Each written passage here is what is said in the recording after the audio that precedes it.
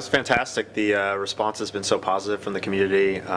Both at the event last night, talking to a lot of the fans, and then seeing on social media.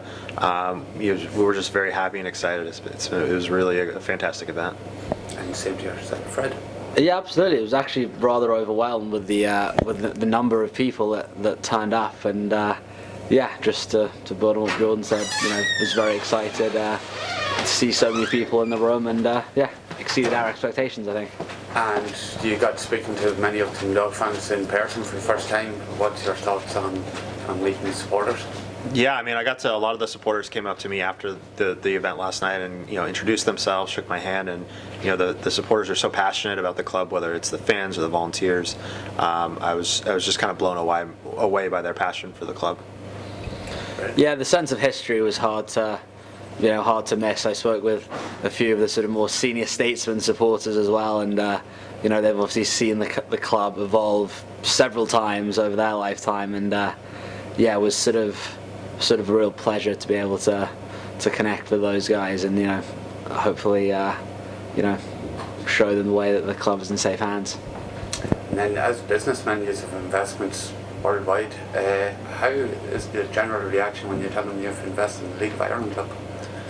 I think there's, it's a good question. I think there's definitely some surprise at first. People don't know a lot about the League of Ireland, but then when they learn more about the club, more about the history and certain success of Dundalk, people are really impressed.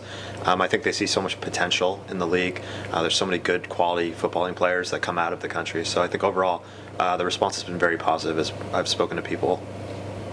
And then you've seen the team train at Oriel Park this morning.